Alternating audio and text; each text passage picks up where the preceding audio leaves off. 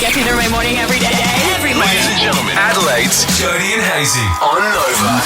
It's an interesting time of the year when it comes to traffic congestion. Absolute nightmare as we speak. And I'm sure there are plenty of motorists sitting in the traffic right now, just nodding along in agreement. Yeah. But we took a call last week and it was from a woman who was saying that she commutes a very, very long way, and it was quite unheard of for little old Adelaide, South Australia, because well, how long does it take you to get to work? 8 minutes, 9 minutes? 4 o'clock in the morning, it takes literally 9 minutes. Yeah, I'm 7. Yeah. You get the right time as well, but even leaving work. Yeah. You get from here and even to Hindmarsh. If I get a good run, it takes like 3 or 4 minutes. Yeah, it's crazy, isn't it? Unbelievable. Yeah, we're so very lucky. Just not at the moment. Yes, it's very congested at the moment. This is Jasmine from Christie's Beach. This morning is Jasmine from Christie's Beach. Good morning, Jasmine. Good morning. You off to work today? Yeah. Yep. Whereabouts do you work? In Mawson Lakes. Ah, nice. Geez, that's quite a drive. Christie's Beach to Mawson Lakes. How long does that take you? About an hour. Oh, goodness me. About an hour. About an hour. Compared to what it was maybe 10, 15 years ago. Yeah. That's some solid stuff. Yeah. And I just wonder, like, people would be easily sitting in the car for an hour at the moment. But what's your regular, normal commute to work? So we have a family member who lives at Middleton. So she will jump in her car, drive to Seacliff, jump on the train it from Seacliff into the city, jump off the train onto a bus from the city to North Adelaide. Oh, my gosh. Every single day. What time do you get to work? About 4:30 p.m. That is an unbelievable route. Let's do this. Let's find Adelaide's longest commute, shall we? Marie, good morning to you. Morning, guys. How are you? We're good, Marie. What was your commute? Well, I was commuting from Flagstaff Hill all the way to Port Adelaide. Yeah. And having to do 2 different school drop-offs along the way. Oh, no. Depending on traffic, there was an accident or road work, anywhere from an hour and 15 to an hour and a half, usually longer. Taffy's Hill Road isn't great, so... And I tried every shortcut you could think of. And, on the way home would be 45 minutes to an hour every day. You never tried doing 70 in a 50 zone or anything, did you there? No, Right? 'Cause that's illegal. You shouldn't do that. No, absolutely not. Marie, but did you ever just, instead of stopping the car, just slow down and go, kids, drop and roll, just get out? Yeah. Oh, yeah, definitely. No, it was, like sometimes driving home, I'd be in tears. It's like, oh, my God, I just want to get home, It's a long day. Oh, that's awful. Yeah. Oh. Yeah. Not anymore, though, right? You're asking on the wrong morning. I've left home at 7:30 and I'm still in the car, but that's unusual because of the roadworks. But almost there now. Marie, do you sometimes on your commute to school, when you're listening on Nova, you're like, wow, it's been an hour and a half, but it feels like 5 minutes because I've had such fun? Yeah. Well, I have to say, you guys are awesome. I love it. It definitely makes it easier. So, thank you. Oh, that's very nice. I thought that was going to go in a severely different direction. Look Thank you so much, Marie. Absolutely fishing for compliments there, and it worked. Pounding. Yeah. All right, Marie. So Marie has set the target at around, let's call it an hour and a half. Okay. So she's an hour and 15 to an hour and a half. Yeah. Let's call it an hour and a half. Who can beat that? Nightmare on the roads at the moment, so we are taking your calls on 13 24 10 this morning. Your longest commute. I know, we get it at the moment. Everything feels longer. But, God, people are doing some hours on the road ordinarily. 100%. Let's go to Sue. That's already an hour and 15 away from Adelaide, isn't it? Yeah, I drive into the city myself, an hour and 15, but hubby, he drives from Strath to Edinburgh, hour and a half, 2 hours. Oh, my gosh. Edinburgh in Scotland. Sorry, Sue. So how much time is that then? Hour and a half to 2, depends on traffic. Could be 2 hours. What, 2 hours there? So 4 hours total? Yep. Oh, my God. Wow. 4 hours in the car each and every day. That is dangerous. Yeah, that's a lot. Thank you so much, Sue. Rachel, good morning. Good morning to you. This is your hubby. What's he doing? Yeah. So we've got a flooring company, so he has to go, live at Port Wollonga, he has to go out to Dry Creek to pick up stock. Right. And then the work's back at Port Wollonga, or tomorrow the work's back down at Hindmarsh Island. So he goes from Port Wollonga out to Dry Creek and then down to Hindmarsh Island. Whoa. How long in total? Crazy. Adventure. I don't know, he leaves at like 5:45. He won't get back till about 8:30.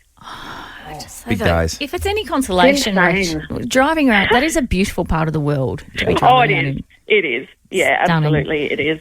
All right. Oh, that's our most so far, I think. Yeah. Let's go to Elisa from Stirling. Good morning. Good morning. Okay. Describe your morning for us.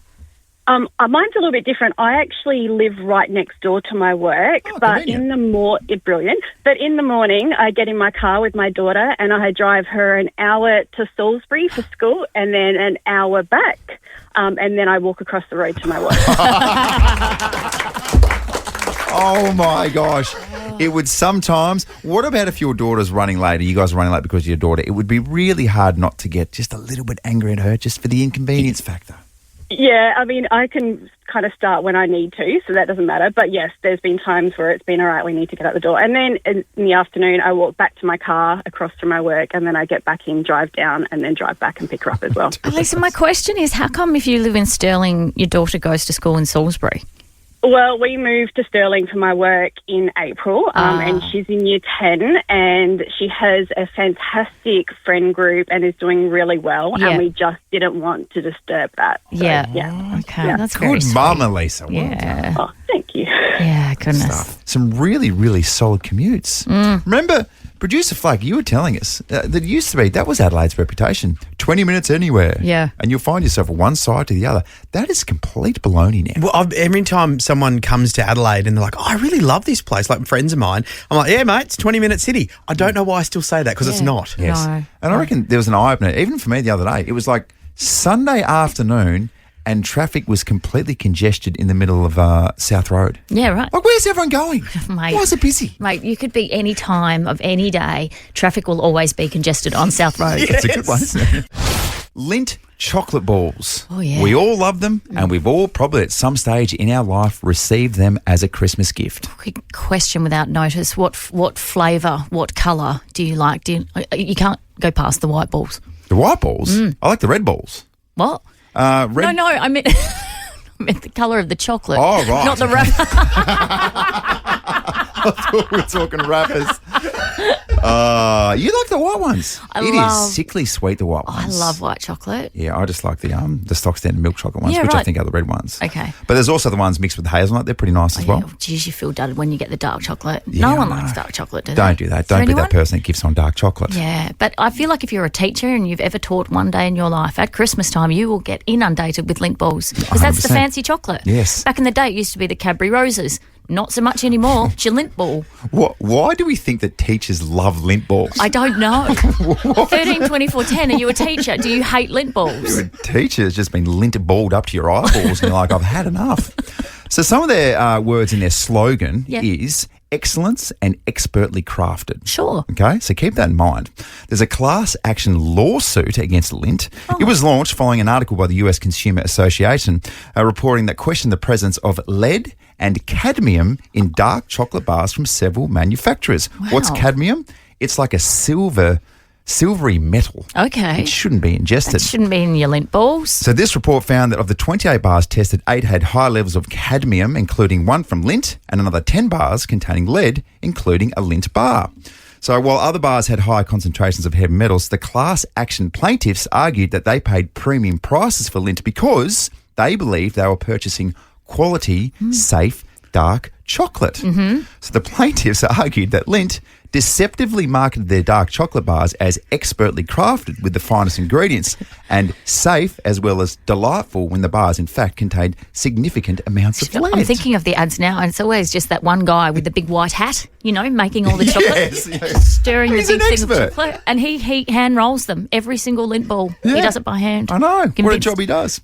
Unfortunately, he uses lead and cadmium.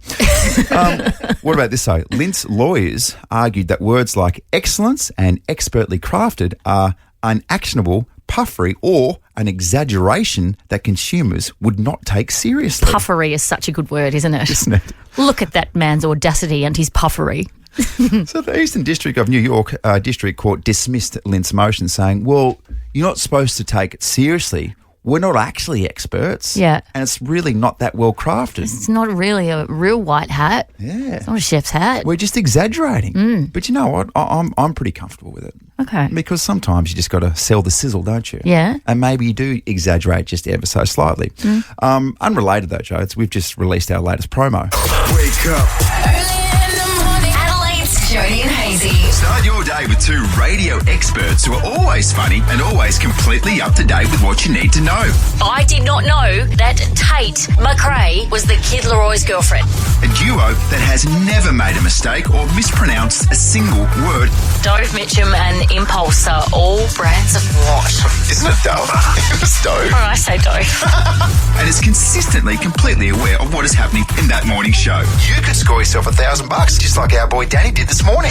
Well done to Danny from Monopara West. You've won $1,000. Of course, I meant our girl, Danny. Jody and Hazy, radio excellence, expertly crafted on Nova 919. Oh, how good's being arrogant? Jody and Hazy, weekday mornings from 6 on Nova 919. There you go. I would say a little bit of exaggeration is completely fine in our books. I would say that was a lot of puffery, wasn't it? 100% past the limp balls.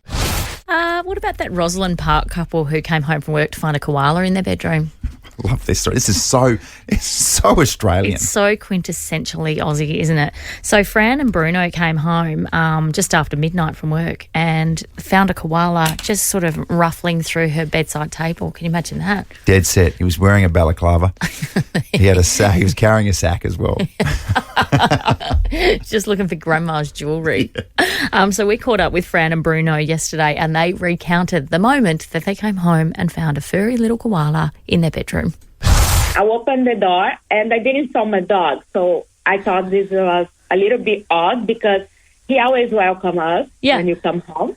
I was looking for him and I come from my walkway and I saw him sleeping in his bed in my bedroom and I said, "Oh, you lazy dog, you're there."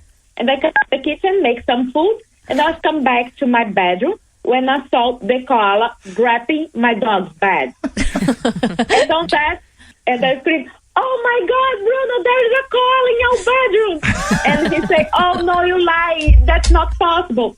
And I told him, "Come to see by yourself." Wow. Oh, friend, the thing I love the most is the koala looks back and it looks back at you guys as if to say, "Oh, you're home." He was like, "Lady, why are you screaming?" Oh, wow. And so had you ever really seen koalas before? But never in my backyard, for example, and definitely not in my bedroom. No. There you go. This is how stereotypes are born in Australia. Yeah. It came in through the doggy door.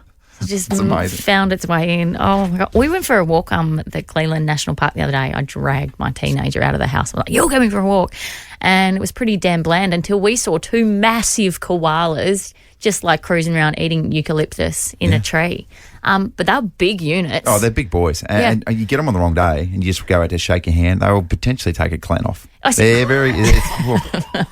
bang! Quick, swift movement, you lost your hand. Koalas, they're equal parts like so cute and so fluffy and gorgeous, but also terrifying. Moody. Koalas. We would often... I reckon it's happened about 2 or 3 times now where we found a rat in the bed. And no, I'm not talking about myself. What do you mean? Our cat, Houston, will go through this phase. He's a bit older now. Yeah. So I think his rat catching days are done. But in the prime. Let's all stop and say a prayer for that. Yeah. In his prime, when he was very, very generous because he was trying to give us gifts, he'd bring back rats. And several times he would bring back a rat that wasn't quite dead. So he'd wake up or he'd come back and there's a rat in the bed that is genuinely alive. Are you kidding? Oh. It's very confronting. No wonder. Yes. No wonder you call Houston a D-head on a regular. And then he'd leave this rat in the bed and literally strut out, look back over his shoulder and go, "You're welcome, sweetie." I need you to confirm or deny something for me. Was there an occasion where you single-handedly nearly shut down the entire race? No, I don't know about shut down the entire race, but I certainly I certainly, unfortunately, caused quite a few admin errors because you know me, Jodes. I'm not quite a wizard when it comes to computerry. No, the fact that you just called it computerry means you are not a wizard as it. Who is actually good at computertree these days? Not me. No, IT people? Oh, so we got asked about a week ago if you needed a pass for the Velo Adelaide 500, if you needed accreditation to pop through your details. Very, very extensive little thing through to the administration via computertree. And I put through all of my details and everything seemed pretty smooth. And then all of a sudden I got an email back, and they're lovely too, the staff at Adelaide 500, all the media staff, saying, "Oh, look, there's been a bit of an error here and it's actually caused our system to melt down." you put in all your details, and then in the question where it said how many accreditations would you like, you said 1,000.